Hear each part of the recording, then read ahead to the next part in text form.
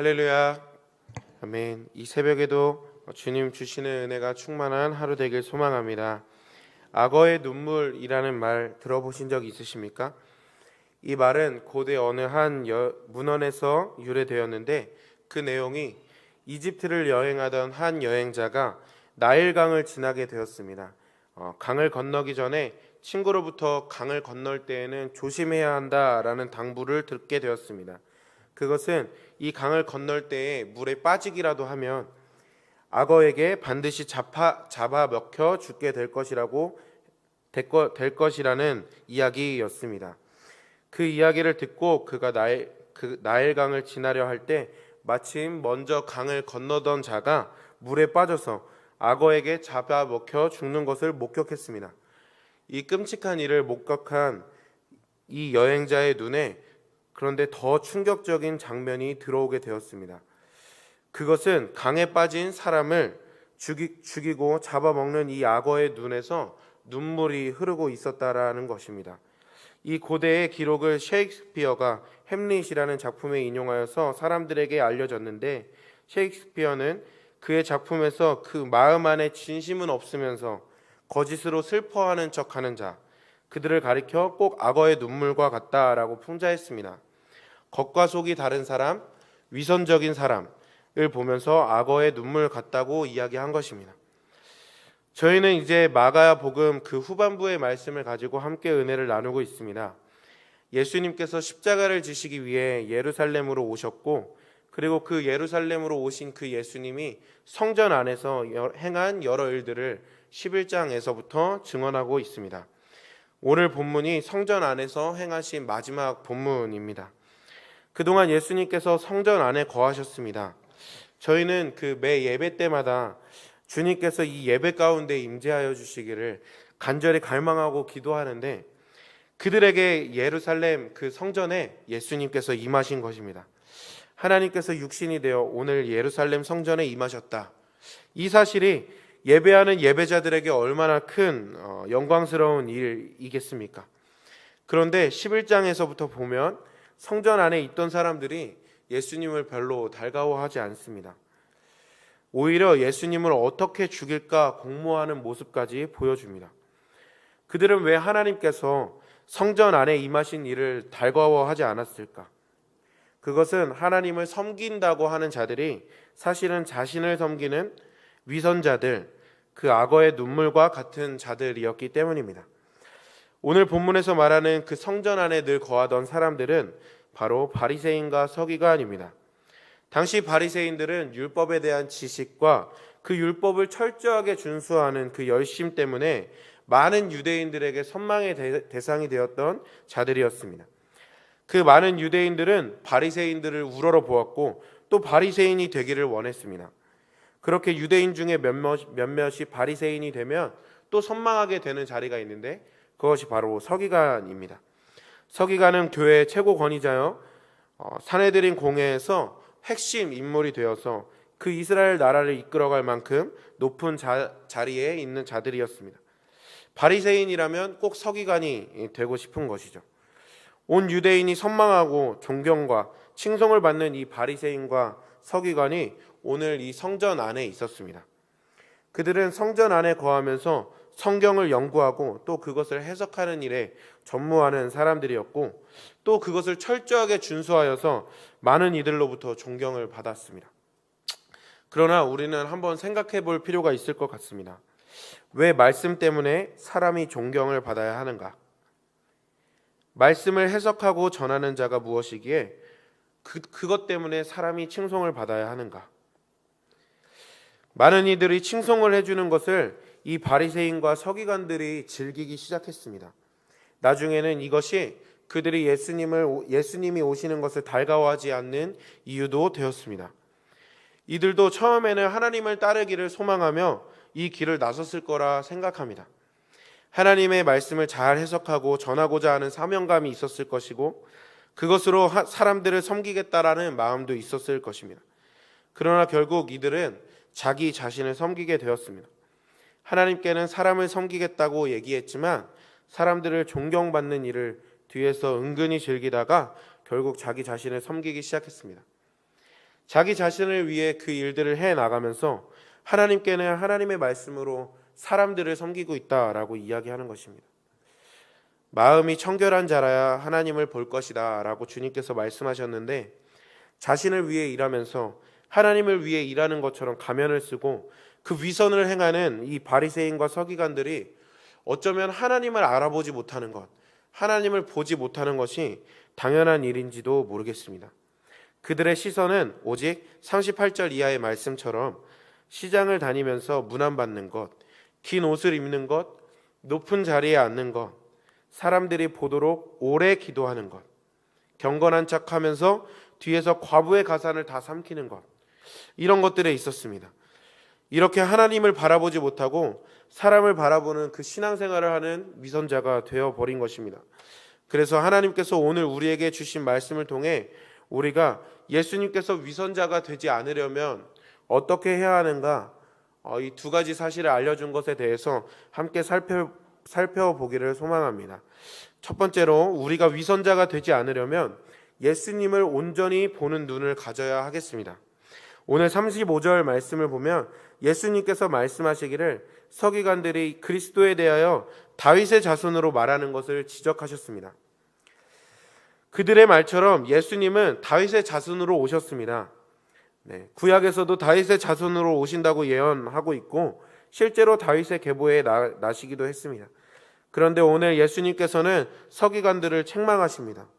왜 책망하신 것일까? 생각을 해보았더니 그것은 예수님께서 예수님을 다윗의 자손 정도로만 국한하여 보고 있기 때문입니다. 오늘 말씀이 더 자세히 기록되어 있는 마태복음 말씀을 보면 바리새인들이 모여 있을 때에 예수님께서 그 바리새인들에게 물은 것입니다. 너희는 그리스도에 대하여 어떻게 생각하느냐? 누구의 자손이냐? 누구의 아들이냐? 이렇게 물으셨습니다. 이 질문에 바리새인들이 대답하기를 다윗의 자손이니이다. 그리스도를 다윗의 자손으로 이해하고 있는 것입니다.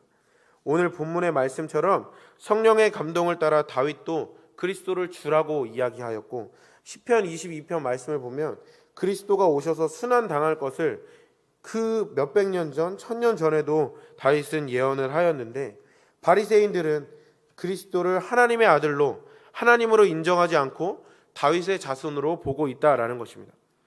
만왕의 왕이신 그 예수님, 온 우주를 다스리시는 그 그리스도를 한 시대에 한 나라를 통치한 다윗에 종속시켜서 그리스도를 작게 본 것이죠. 그렇다면 그들이 왜 그리스도를 다윗의 자손이라는 그 하나에 국한시켜서 말했나? 그것은 다윗과 같이 이스라엘의 왕이 되어서 정치적인 압제에서 자신들을 구원하기를 원했던 그 이스라엘의 간절한 염원이 그들 안에 있기 때문에 그들이 그것을 강조하여서 지금까지 말해왔기 때문입니다. 성경 말씀 연구하고 해석하여 전하는 그 사람들이 성경을 전하고 있는 것이 무엇인지, 성경이 말하고 있는 것이 무엇인지를 전하는 것이 아니라 말씀을 듣는 청중의 소원이 무엇인가, 그들의 바람이 무엇인가, 그것에 초점을 두고 그들이 듣기 좋아하는 소리, 그것들을 해나갔던 것입니다. 그렇게 해서 그들로 존경을 얻으려는 그 위선자의 전형적인 모습을 그들이 볼 수가 있습니다. 그렇기 때문에 설교가 점점 복받으라는 설교 받게 되지 않습니다. 그러나 우리는 성경이 전하고자 하는 것이 무엇인지를 바로 깨달아야 할 필요가 있겠습니다. 하나님께서 다윗을 성경에 기록하신 이유가 무엇일까? 다윗을 보면서 우리가 깨달아야 할 것이 무엇일까? 다윗은 큰 업적인 세운 위대한 왕이었구나. 이것 아니겠습니다. 다윗의 성품을 본받아 우리도 성공할 수 있는 비결이 무엇일까? 이것도 아니겠습니다. 하나님께서 다윗을 성경에 기록하신 것은 가족에게도 무시받는 목동 출신 그 다윗을 전능하신 하나님께서 어떻게 사용하셨는지, 그를 통해 어떻게 이 구원의 역사를 이어가셨는가, 그것을 보여주는 것, 즉 하나님의 이야기, 다윗의 이야기가 아니라 다윗을 통해 하나님께서 어떻게 역사하셨는지를 보여주는 것이 바로 오늘 성경의 말씀이겠습니다. 하나님께서 어떤 분이신지, 하나님께서 어떻게 그 구원을 행하셨는지, 그것이 바로 성경의 내용인 것입니다. 그러나 성경을 읽을 때에 주님을 바라보지 못하고 성경에서 자신이 원하는 메시지만 찾는다면 하나님을 온전히 바라보지 않는 자이며 결국 하나님을 믿는다고 얘기는 하지만 자신을 섬기는 위선자가 되는 것입니다. 그렇기 때문에 성경을 보더라도 우리는 주님을 완전히 볼 수 없는 것입니다. 그래서 오늘도 우리가 위선자가 되지 않으려면 주님을 온전히 볼 수 있는 눈이 필요하겠습니다.